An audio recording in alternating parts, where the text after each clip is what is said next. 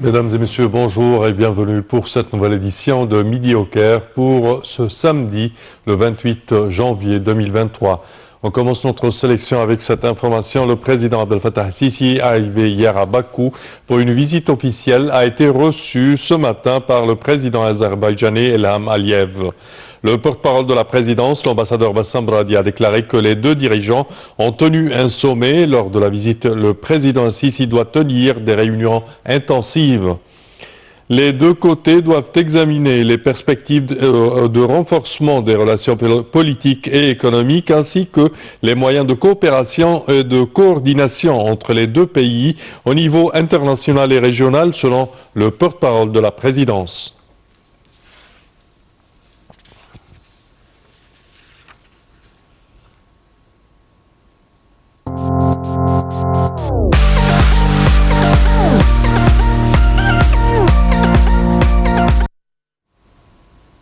Effectivement, le chef de l'État, chers téléspectateurs, a commencé sa visite en Azerbaïdjan hier par une rencontre avec des hommes d'affaires et des chefs de grandes entreprises azerbaïdjanais, avec la participation de plusieurs ministres et hauts fonctionnaires azerbaïdjanais. Et pour plus de détails, voici un commentaire signé Rim Samir et Shribou, c'est la voyons ensemble. L'Égypte aspire à maximiser le volume des investissements conjoints avec l'Azerbaïdjan, que ce soit au niveau gouvernemental ou au niveau du secteur privé. C'est ce qu'a affirmé le président Abdel Fattah al-Sisi lors de sa rencontre vendredi avec des ministres de hauts responsables, des hommes d'affaires, d'économistes et de chefs d'entreprise d'Azerbaïdjan. Ont pris part à l'entretien les ministres des Affaires étrangères Sameh Choukri, de l'électricité et des énergies renouvelables Mohamed Chekr et du plan et du développement économique El Saïd. C'est ce qu'a déclaré le porte-parole de la présidence, Bassam Bradi. Lors de la rencontre, le chef de l'État a abordé les efforts et réformes faits par l'État pour simplifier et faciliter les mesures administratives concernant les investissements dans un cadre intégré de législation, ainsi que les opportunités d'investissement disponibles, que ce soit à la lumière des projets de développement géants en cours d'exécution ou les projets d'énergie nouvelle et renouvelable. Le chef de l'État a également fait la lumière sur la zone économique du canal de Suez qui abrite de grandes zones industrielles et logistiques sur les côtes de la Méditerranée et de la mer Rouge et les accords de libre-échange conclus avec plusieurs pays du monde, notamment en Afrique, ce qui permettra la réexportation des produits à ces pays. Les responsables azéris ont exprimé leur aspiration à maximiser la coopération et les investissements conjoints avec l'Égypte à la lumière de la volonté politique et du suivi personnel par le président al-Sisi des investissements étrangers en Égypte et des nombreux domaines et opportunités d'investissement prometteuses dans le pays, notamment dans les secteurs de l'infrastructure, du transport, de l'énergie nouvelle, de l'hydrogène vert et de l'industrie pharmaceutique. Les chefs et représentants des entreprises azéries ont salué l'intensification de la coopération avec l'Égypte et ont passé en revue leur plan d'investissement en Égypte et d'extension des projets actuels dans un certain nombre de domaines. Le chef de l'État était arrivé en Azerbaïdjan en provenance de l'Inde où il a assisté au 74e anniversaire du jour de la République et a eu des entretiens avec la présidente, le Premier ministre et de hauts responsables indiens.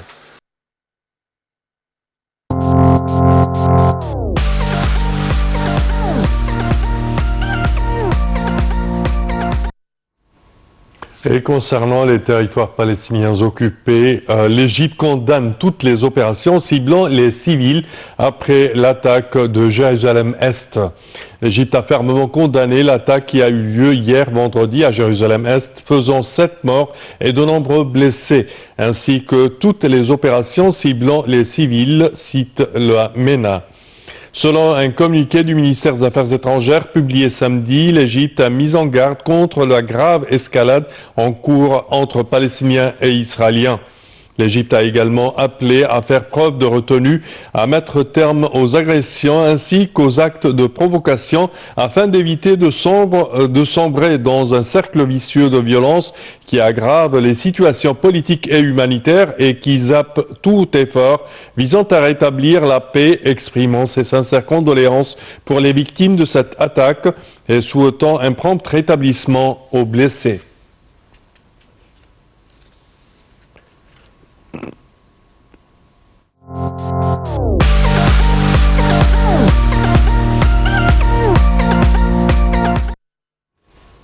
Et les relations égyptiennes avec la Jordanie sont solides et historiques. Les relations égypto-jordaniennes sont solides et historiques. C'est ce qu'a affirmé la ministre de la Culture, Nevin Al-Kilani, signalant que l'art jouait un rôle majeur dans la vie sociale jordanienne.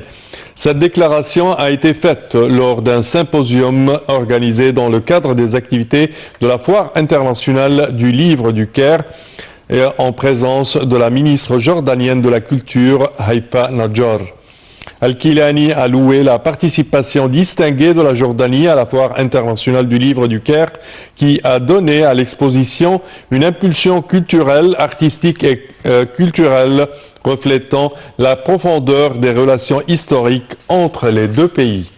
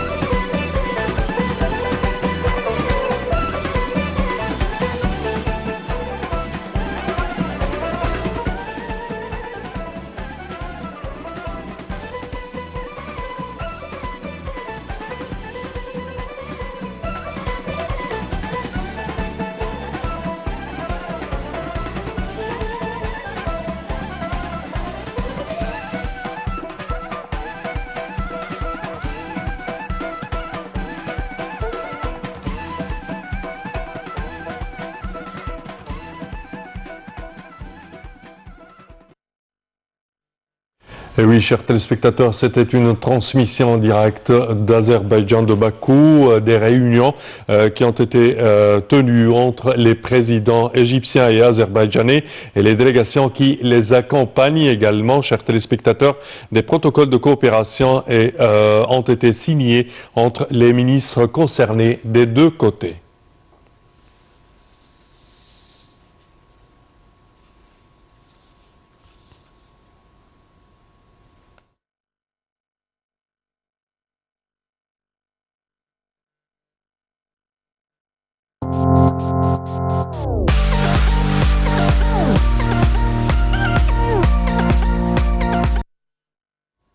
Et la ministre de l'Immigration s'enquiert de l'état de santé des Égyptiens blessés dans l'accident d'un navire en mer Noire.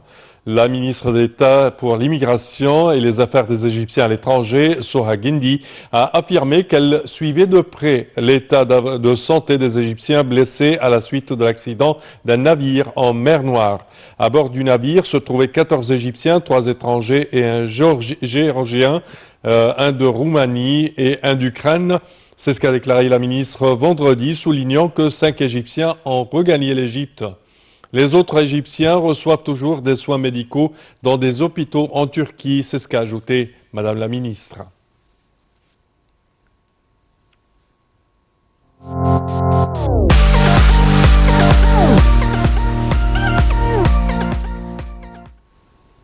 Et l'Égypte et la Tunisie examinent les expertises dans le domaine social.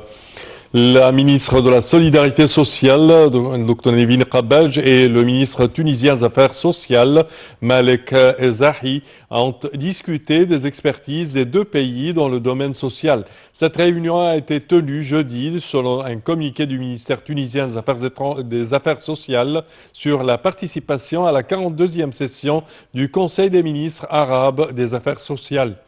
La ministre a souhaité suivre de près l'expertise tunisienne dans le domaine de la promotion sociale, surtout en ce qui concerne la réhabilitation des personnes handicapées ainsi que l'autonomisation économique.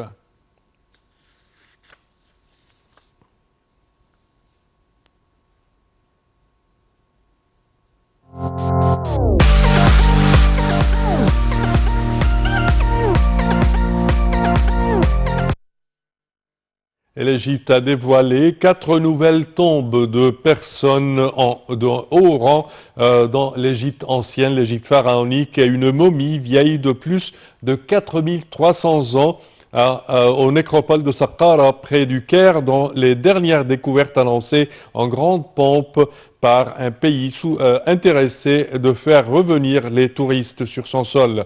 C'est la plus ancienne momie d'Égypte à ce jour, enveloppée d'or et accompagnée d'une multitude de statuettes et d'autres momies. Voici un compte-rendu.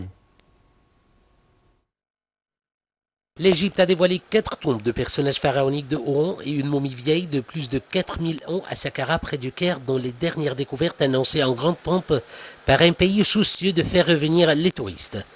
C'est la plus ancienne momie d'Égypte à ce jour, datant de 4300 ans et enveloppée d'or et accompagnée d'une multitude de statues et d'autres momies. L'Égypte des pharaons ne cesse de fasciner le monde entier, une époque où le grandiose côtoie le mystère, poussant de nombreux archéologues à entreprendre de grandes campagnes de fouilles souvent infructueuses. Les archéologues ont découvert ces tombes scellées durant les 5e et 6e dynasties entre 2500 et 2100 ans avant Jésus-Christ, dans la nécropole de Saqqara connue sous le nom de fameuse pyramide à escalier du pharaon Djoser. Décorées de scènes colorées de la vie quotidienne, ces alcôves prouvent de servir de lieu de repos définitif à Qoumakdef, grand prêtre du pharaon Ounas, dont la pyramide ornée se trouve à proximité, Marie, gardienne des secrets du roi, Messi, grand prêtre du pharaon Bépi I, Evtek, écrivain et juge, a détaillé à la presse le célèbre archéologue égyptien Zahi Hawass. Au cours de fouilles à 15 mètres sous terre, les archéologues ont trouvé un sarcophage en calcaire dans le même état que les anciens Égyptiens l'ont laissé il y a 4300 ans. a déclaré Hawes. Lorsqu'ils ont ouvert la momie, ils ont découvert une momie recouverte d'or, l'une des momies royales les plus anciennes et les mieux conservées d'Égypte, a déclaré M. Hawes. La nécropole de Saqqara, à 15 km au sud des célèbres pyramides du plateau de Gizeh, est inscrite au patrimoine mondial de